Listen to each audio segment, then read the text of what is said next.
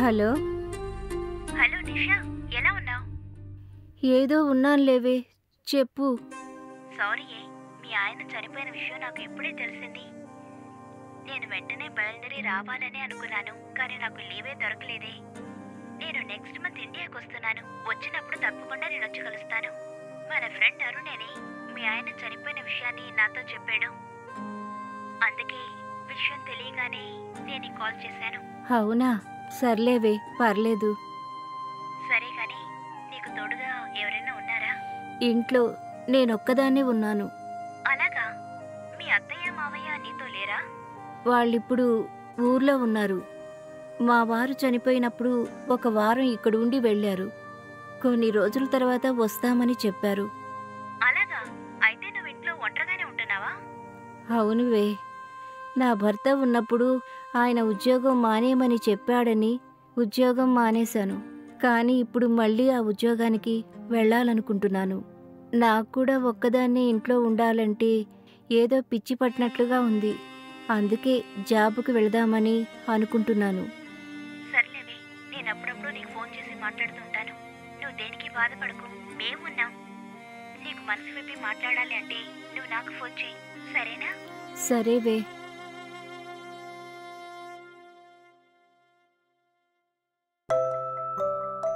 ఉమ్,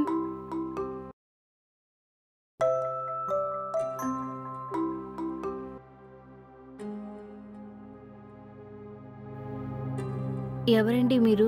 madam, నా పేరు Prashanth madam. నేను పక్కింట్లోనే ఉంటాను. నేను కంపెనీలో పనిచేస్తున్నాను.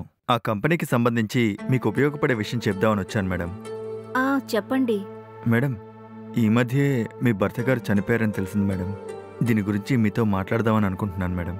ఇఫ్ యూ డోంట్ మైండ్, మనం లోపల కూర్చొని మాట్లాడుకుందామా? సరే, అలాగే, లోపలికి రండి. ఓకే.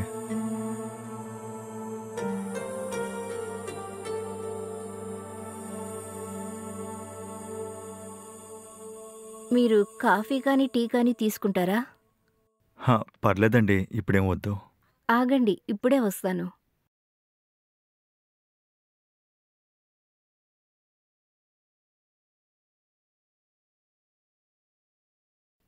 కాఫీ తీసుకోండి. Thanks madam.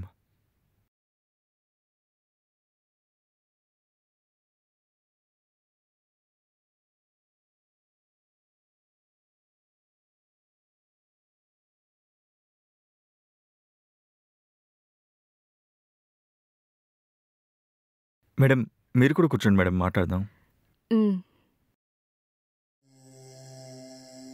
చెప్పండి, ఏదో మాట్లాడాలన్నారు. మేడం, మీ భర్త చనిపోయినట్టు నాకిప్పుడే తెలిసిందే. నేనొక పెద్ద కంపెనీలో పనిచేస్తున్నాను. మా కంపెనీకి ఒక ట్రస్ట్ కూడా ఉంది మేడం. ఆ ట్రస్ట్ ద్వారా కొన్ని సేవా కార్యక్రమాలు చేస్తున్నాం మేడం. అందులో ఒక సేవా కార్యక్రమం ఏంటంటే, భర్త చనిపోయిన ప్రతి ఒక్కరికి పెన్షన్గా ప్రతి నెల కొంత డబ్బు మా కంపెనీ వారిస్తారు మేడం. అంటే ఇది గవర్నమెంట్ పెన్షన్ లాంటిదేనా?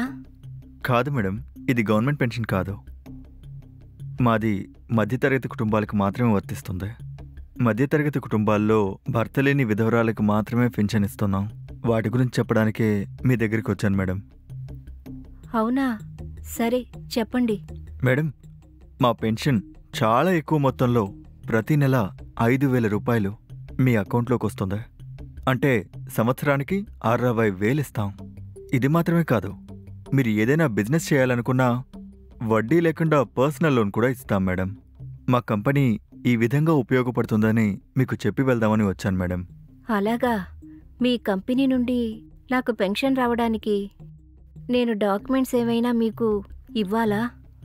అవును మేడం. ఆయన death certificate, Aadhaar card, PAN card, మీ భర్త గారు పనిచేసిన కంపెనీలో ఇన్కమ్ సర్టిఫికేట్ కూడా ఇవ్వాలి మేడం. ఇచ్చిన తరువాత వాళ్ళవి తీసుకొని మీకు ప్రతి నెల 5,000 రూపాయలు విడో పెన్షన్ పంపిస్తారు మేడం. సరేనండి, మీరడిగిన అన్ని డాక్యుమెంట్స్ నేను రెడీ చేసి మీకు చెప్తాను. అప్పుడు మీరిక్కడికి వచ్చి తీసుకువెళ్ళండి. సరే మేడం, వస్తాను. సరేనండి.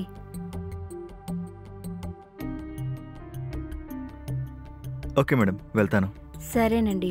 మేడం, మీకెప్పుడైనా ఎటువంటి హెల్ప్ కావాలన్నా మొహమాట పడకుండా నన్ను అడగండి మేడం. నేను వెంటనే హెల్ప్ చేస్తా. పర్లేదండి, మీరలా చెప్తున్నందుకు చాలా థ్యాంక్స్. ఓకే మేడం, వస్తాను. సరేనండి.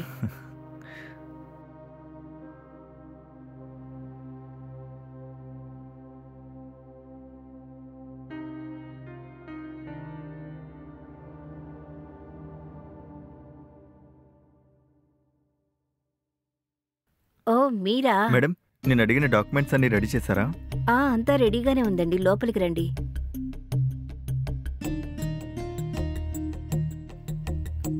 కూర్చోండి, నేను డాక్యుమెంట్స్ తీసుకొస్తాను. సరే మేడం.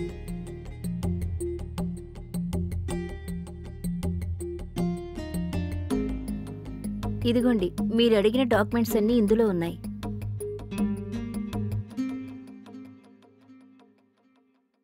మేడం, నేను ఇవన్నీ మా ఆఫీస్లో సబ్మిట్ చేస్తాను. కానీ పెన్షన్ ఇవ్వాలంటే ప్రాసెసింగ్ ఫీజు కట్టాలి. ఏంటి, ప్రాసెసింగ్ ఫీజా? అవును మేడం, ప్రాసెసింగ్ ఫీజు కడితే మీకు వెంటనే పెన్షన్ వస్తుంది. అవునా? ఎంత కట్టాలి? ఒక 10,000 మాత్రమే కట్టాలి మేడం. అలాగా? ఏంటండి, మీరు సడన్గా 10,000 కట్టాలంటున్నారు? ఇలా డబ్బు కట్టాలని ముందే చెప్పుంటే ఎక్కడైనా అప్పు చేసైనా ఇచ్చుండేదాన్ని. హఠాత్తుగా 10,000 కట్టాలంటే నేనెలా ఇవ్వగలను? ఆయన డెత్కి నాకు చాలా ఖర్చయిందండి. నా దగ్గర 10 పైసలు కూడా లేదు. నేను భోజనానికే కష్టపడుతున్నాను, నేను ఇవ్వలేను. అవునా? అయితే ఎలా అండి? ప్రాసెసింగ్ ఫీజు కట్టకపోతే పెన్షన్ రావడం చాలా కష్టం అవుతుందండి. పర్లేదండి, భర్త చనిపోయి బాధల్లో ఉన్న వాళ్ళకి ట్రస్ట్ వాళ్ళు డబ్బులివ్వాలనుకుంటే ఎలాగైనా ఇస్తారు. ఇలా ప్రాసెసింగ్ ఫీజు కడితేనే డబ్బులిస్తారని చెప్పరండి. మీరు నిజం చెప్తున్నారో అబద్ధం చెప్తున్నారో నాకు తెలియడం లేదు, కానీ నాకైతే ఇది కరెక్ట్ కాదనిపిస్తోంది. మీరు నాకు ఆ డాక్యుమెంట్స్ తిరిగి ఇవ్వండి. పర్లేదండి, నేను మా ఆఫీస్లో మాట్లాడి మీకు పెన్షన్ వచ్చేలా చేస్తాను. అవసరం లేదండి, మీరు చెప్తున్న దాన్ని బట్టి చూస్తే నాకు నమ్మకం కలగడం లేదు. మీరు డాక్యుమెంట్స్ తిరిగి ఇచ్చేయండి. ఏంటి మేడం మీరు ఇలా అంటున్నారు? అవునండి, మీ మీద నమ్మకంతో డాక్యుమెంట్స్ అన్నీ రెడీ చేసి పెట్టాను.